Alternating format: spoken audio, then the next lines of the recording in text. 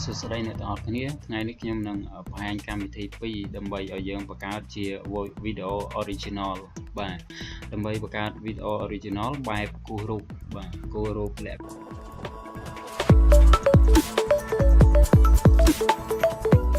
ខណៈជាវីដេអូសម្រាប់កុមារបាទអញ្ចឹងវីដេអូកម្មវិធី2ហ្នឹងគឺខ្ញុំលើកយកកម្មវិធី Inkscape បាទកម្មវិធី Inkscape ហើយនឹងមួយទៀតគឺកម្មវិធី Video Scrape បាទ Video Scrape ជាកម្មវិធីពីរហ្នឹងអញ្ចឹង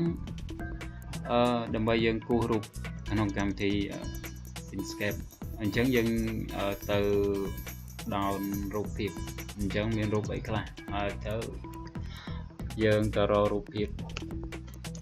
ដល់ prop drawing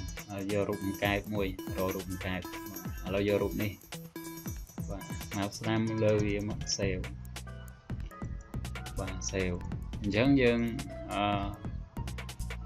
import វាបញ្ចូល import មក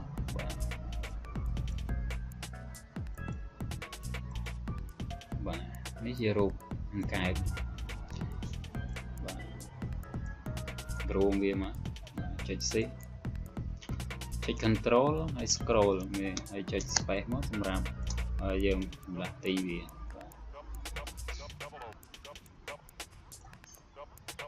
អញ្ចឹងនេះជារូបភាពដើមអញ្ចឹងយើងបំលែងទៅជាឲ្យវាទៅ file PNG មានតែអត់មានផ្ទៃទេមានតែរូបភាពសុទ្ធមានតែរូបមានន័យថាជា line ហ្នឹងសុទ្ធតែម្ដងអញ្ចឹងយើងចូលទៅក្នុង path យកពាក្យថា trace bitmap បាទយកពាក្យហ្នឹងមកហើយយើងយកពាក្យ color កន្លែងនេះយើងកំណត់មានន័យថា scale នេះមានថាកំណត់ចំនួនដូចថាបើយើងដាក់8អញ្ចឹងរូបហ្នឹងវានឹងឡើងចេញទៅជា8បាទអញ្ចឹងយើងដាក់ប្រមាណ1 2 3បាន2មក2បានយើងដោះ smooth ចេញមក remove background ចេញហើយយើង print view វាមើលហើយអូខេទៅបាទចាំបិទទៅអញ្ចឹងរូប2នេះរូបដែលយើងធ្វើបាននេះជារូបដើមបាទរូបនេះអត់មានផ្ទៃទេបាទអញ្ចឹងយើងគូសរូបហ្នឹងបាទអញ្ចឹងយើងគូសអញ្ចឹងយើងមកមើលនៅក្នុងហ្នឹងគឺមានlayer នេះ layer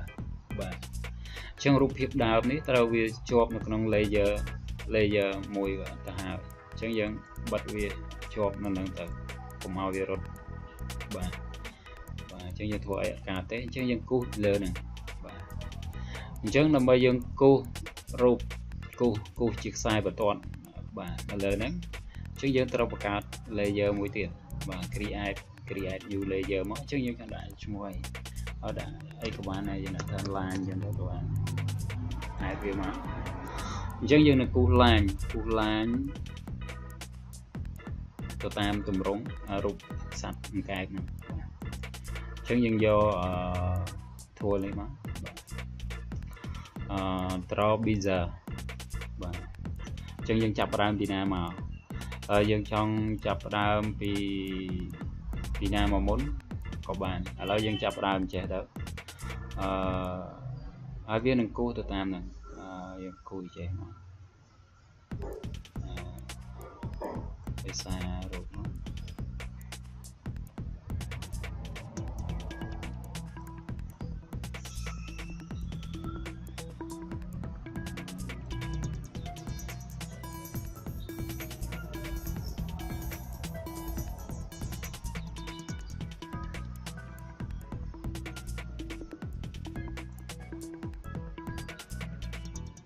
គូសវាសេរីវាថាចឹងបានចឹងមួយវានឹងគូសចេញទម្រង់បែបហ្នឹងតោះមកយើងចង់ឲ្យគូសមួយទៀតបាទគូសចេះគូសទៅលើផ្នែក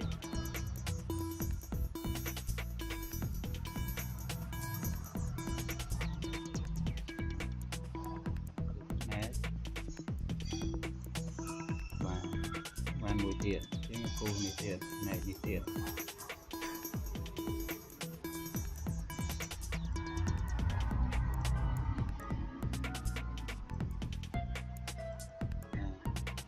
ต่อมาយើងគូឲ្យគូជើងនេះ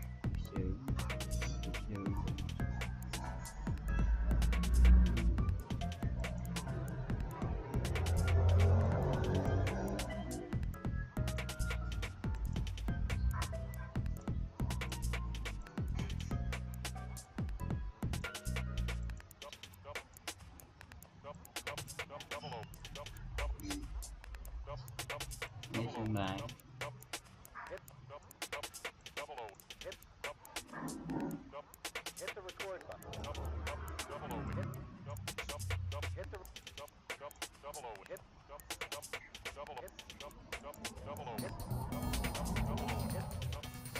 បាទអញ្ចឹងយើង select វាទាំងអស់មកចំពោះ line ហ្នឹងគឺយើងអាចសេរីវាបានថែមទៀតយើងពុតវាបានតែមើលកន្លែងណាវារៀងយើងចូលអីយើងអាចសេរីវាបានអញ្ចឹងនេះគឺខ្ញុំយកនេះសិនទៅហើយ group វារកជីយើង group វាអញ្ចឹងសម្រាប់ផ្ទៃយើងលេងផ្ទៃយើងលេង stroke យើងចាក់ stroke ពីលវាពណ៌អីកម្រាស់ stroke យើងយកប្រហែលអញ្ចឹងយើងយកប៉ុណ្ណឹងបាទហើយ opacity វាយើងយក0មក0អញ្ចឹងឲ្យឃើញតែរូបដើមអញ្ចឹងចុច file ហើយយើង save អាវាមកអញ្ចឹងយើង save ជា file svg save បន្ទាប់មកយើងចូលកម្មវិធី video scan របស់យើងបាទ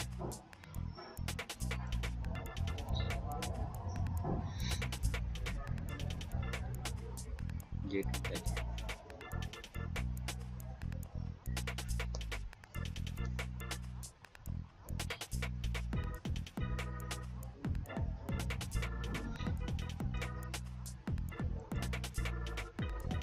អញ្ចឹងយើង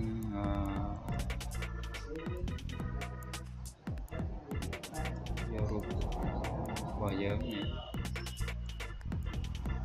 បាទអញ្ចឹងយើង play វាមើល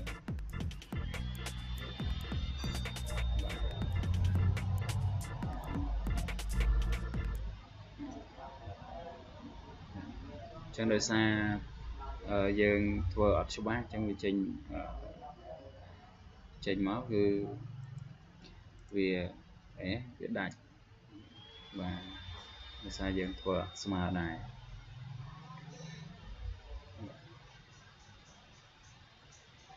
អញ្ចឹងសូមអរគុណសម្រាប់វីដេអូនេះ